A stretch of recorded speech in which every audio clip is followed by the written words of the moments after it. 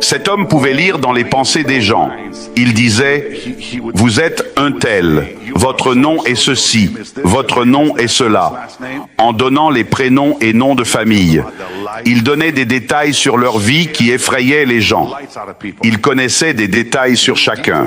Il disait, « Je t'entends dire ceci à ta femme », et elle répondait, « Elle t'a dit ceci ».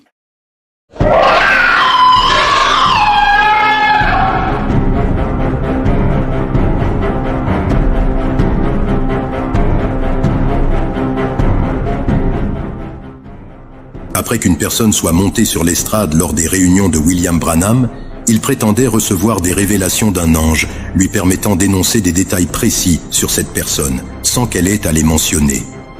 Branham qualifiait cette capacité de don de discernement des pensées, ce qui, selon ses adeptes, témoignait de son pouvoir surnaturel doté d'une exactitude infaillible. Cependant, une analyse plus rigoureuse de certaines transcriptions de ses sermons ou de ses réunions montre que cette capacité n'était pas aussi précise ou miraculeuse que ses partisans le prétendaient. Dans l'extrait sonore du sermon intitulé « Avoir soif pour la vie », 57-06-13, William Branham déploie son fameux don de discernement lors d'une ligne de prière. Un homme se présente pour une guérison, et Branham, avec l'aide de son ange, commence par ce qu'il présente comme un diagnostic surnaturel infaillible, affirmant de manière ferme que cet homme souffre de surdité.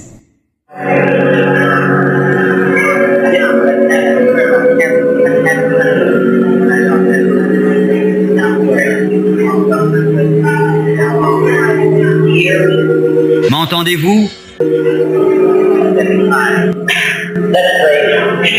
Prions maintenant.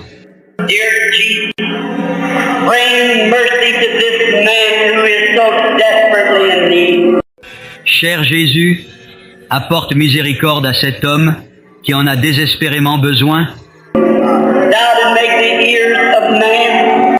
Tu as fait les oreilles de l'homme. Il vient clairement de faire mention des oreilles de cet homme, selon la révélation exacte inspirée par sa colonne de feu.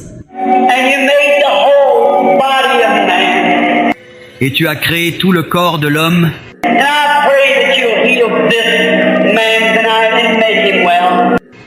Et je prie pour que tu guérisses cet homme ce soir, et guéris-le.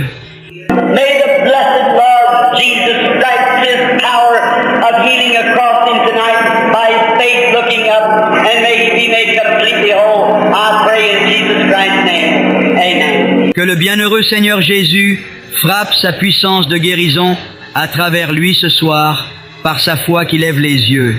Et puisse-t-il être complètement rétabli, je prie au nom de Jésus-Christ. Amen. Maintenant, avec vos têtes inclinées juste un instant. Convaincu d'avoir posé un diagnostic exact avec l'aide de son ange, William Branham vient de prier pour l'homme et voudrait ensuite s'assurer que celui-ci est bien guéri de sa surdité.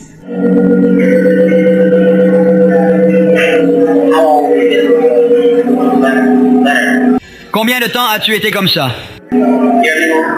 Tu m'entends maintenant?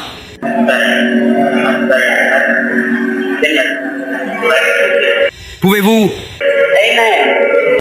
Amen. 2 années? Vous entendez? Oui. Amen. Il peut t'entendre maintenant. Disons, louez le Seigneur.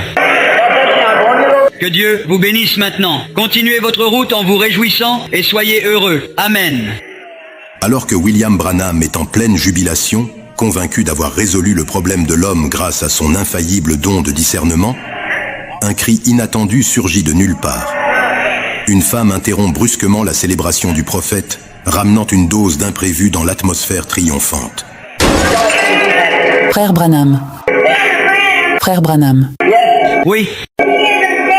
Il n'est pas sourd.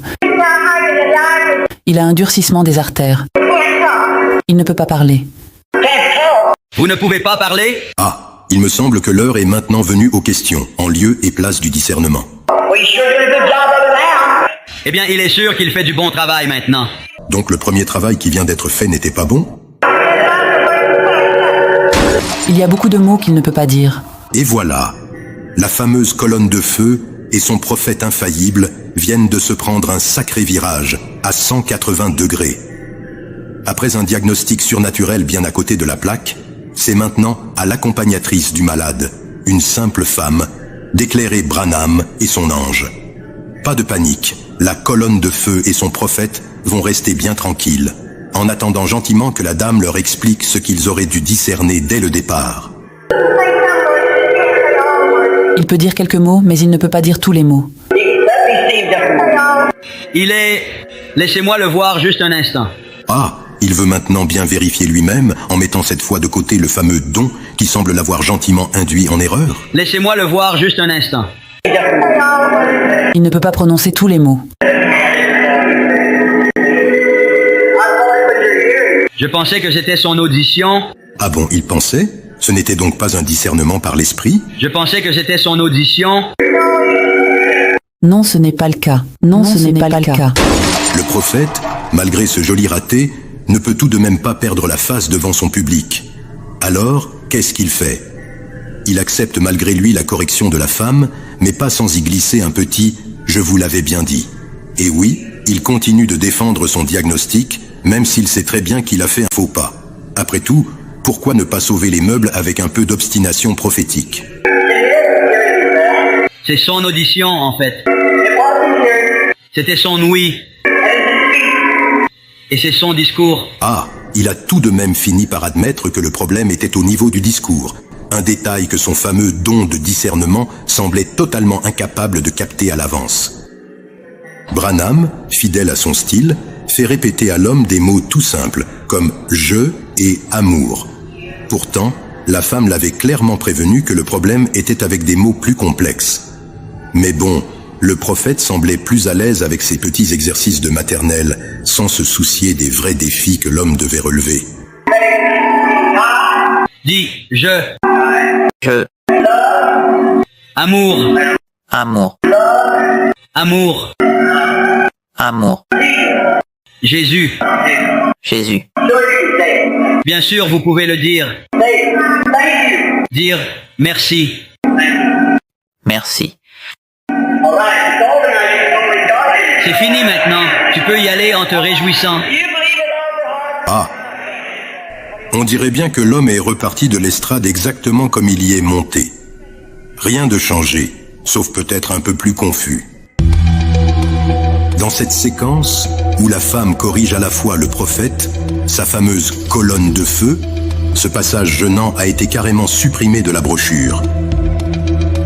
Ici, dans la brochure, les dirigeants de la secte ont élagué la suite des propos de la femme, où Branham et sa colonne de feu reçoivent une correction en public venant de la femme. Si il n'avait été supprimé, ce passage aurait normalement apparu entre ces deux mots. La correction devait se trouver là. Ce passage est encore présent dans les vieilles versions audio en anglais et n'a jamais été traduite en d'autres langues, limitant ainsi l'accès des adeptes à des informations cruciales. Cette censure a pour but de maintenir l'illusion d'infaillibilité, car ils craignent que les membres endoctrinés ne finissent par découvrir la supercherie. Une telle révélation pourrait mener à une prise de conscience et à la libération de cette prison religieuse qui n'est rien d'autre qu'une secte pernicieuse et manipulatrice.